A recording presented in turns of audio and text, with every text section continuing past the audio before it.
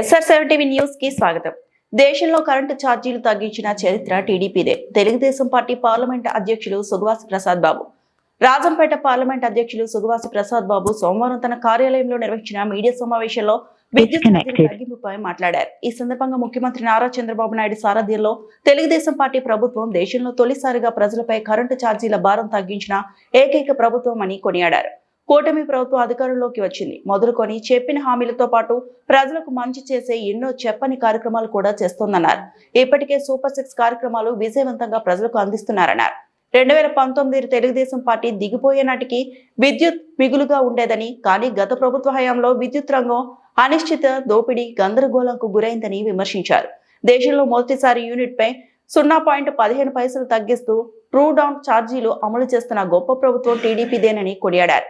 జగన్ ప్రభుత్వం యూనిట్ 5.15 రూపాయలకు కొనుగోలు చేస్తే కూటమి ప్రభుత్వం యూనిట్ ను 4.78కే కొనుగోలు చేస్తోందన్నారు. రాష్ట్రంలో రెన్యూవల్ ఎనర్జీ లక్ష్యంగా సోలార్, పవన్ విద్యుత్ ను ప్రోత్సహిస్తూ కూటమి ప్రభుత్వం అధిక రాయితీలు ఇస్తోందన్నారు.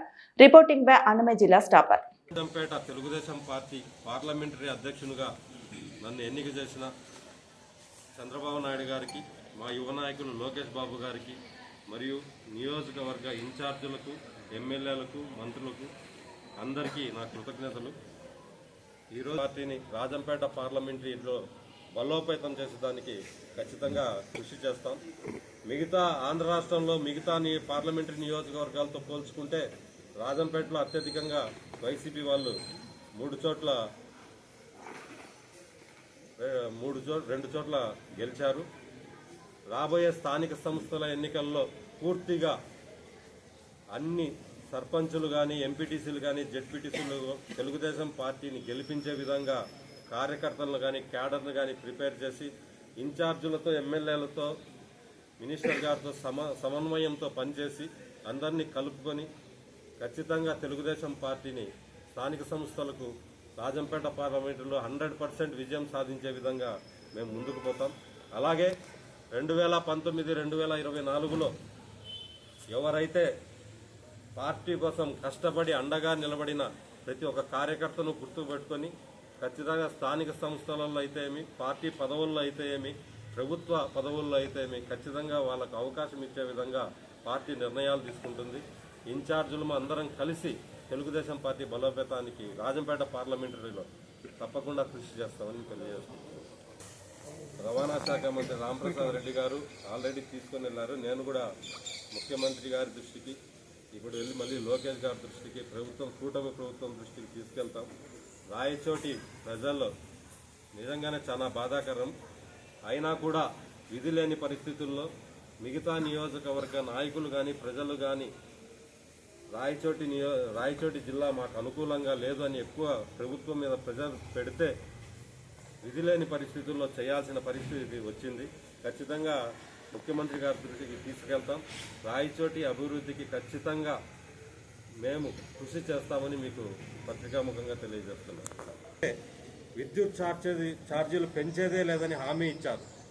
అన్నట్లుగానే అధికారంలోకి వచ్చిన తర్వాత 1000 కోట్ల ట్రూ అప్ భారాన్ని ప్రభుత్వం పూర్తిగా భరించింది.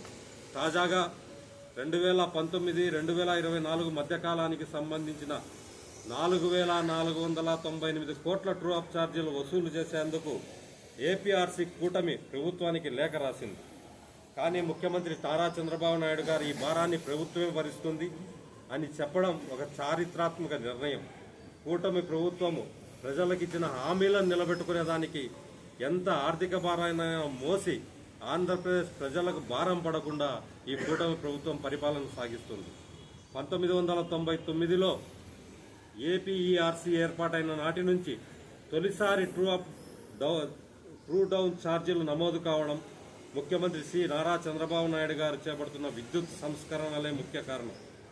అంతేకాకుండా ట్రూ డౌన్ అమలు ద్వారా విద్యుత్ ఛార్జీల్లో యూనిట్కు 13 పైసలు తగ్గించిన కూటమి ప్రభుత్వం తగ్గించి ఈ రాష్ట్ర ప్రజలకు నాణ్యమైన విద్యుత్ను తక్కువ రేటుకే అందిస్తుంది.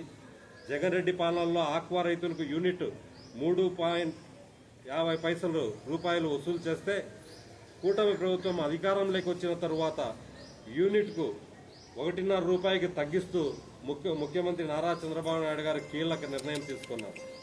జగన్ రెడ్డి పాలనలో 5 రూపాయల 19 పైసలకు విద్యుత్ కొనుగోలు చేస్తే కూటమి ప్రభుత్వం అధికారంలోకి వచ్చిన తర్వాత 4 రూపాయల 70 పైసలకు మటుకే విద్యుత్ కొనుగోలు చేస్తుంది. రోజు రోజుకు మారుతున్న కాలానుగుణానికి కూటమి ప్రభుత్వం తక్కువ ధరకే విద్యుత్ కొనుగోలు చేస్తుంది. అంతేకాకుండా రాష్ట్రంలో రెన్యూవబుల్ ఎనర్జీకి అధిక ప్రాధాన్యం ఇస్తూ సోలార్ పవన విద్యుత్ ఏర్పాటు లక్ష్యంగా ముందుకు సాగిస్తున్నారు. సోలార్ పవర్ను ప్రోత్సహిస్తూ ఎస్సీ ఎస్టీలకు ఉచిత సోలార్ రూఫ్ టాప్లను, బీసీ వర్గాలకు కేంద్ర ప్రభుత్వం ఇచ్చే సబ్సిడీలో 20,000కు అధిక సబ్సిడీని కూటమి ప్రభుత్వం ఇస్తుంది. ఈ విధంగా రాష్ట్ర ప్రజలకు ఈ 18 నెలల్లోనే ఎన్నికల్లో చంద్రబాబు నాయుడు గారు ఇచ్చిన హామీ ప్రకారం ఎక్కడా విద్యుత్ ఛార్జీలు పెంచకుండా ఇంకా తక్కువ ధరకే నాణ్యమైన విద్యుత్ రైతులకు కానీ ఇటు ప్రజలకు కానీ నాణ్యమైన పరిశ్రమలకు కానీ నాణ్యమైన విద్యుత్ని ఇస్తూ రాష్ట్ర అభివృద్ధికి దోహదం చేస్తుంటే ఎలాంటి ఆరోపణలు చేయలేకపోతూ వాళ్ళు చేసిన తప్పులను కప్పిపుచ్చుకుంటూ ఈరోజు మళ్లీ కూటమి ప్రభుత్వాన్ని విమర్శలు చేస్తున్న వైసీపీ నాయకులు ఒకసారి ఆలోచించుకోవాలి. ఖచ్చితంగా రాష్ట్ర ప్రజలు ప్రతి ఒక్కటే గమనిస్తున్నారు.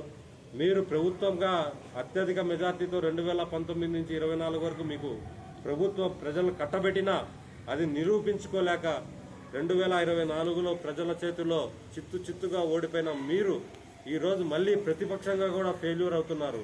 అబద్ధ ఆరోపణలు చేస్తూ చంద్రబాబు నాయుడు గారిని కూటమి ప్రభుత్వం మీద వ్యక్తిగత ఆరోపణలు చేస్తూ మీరు రోజు పబ్బం గడుపుకుంటున్నారు.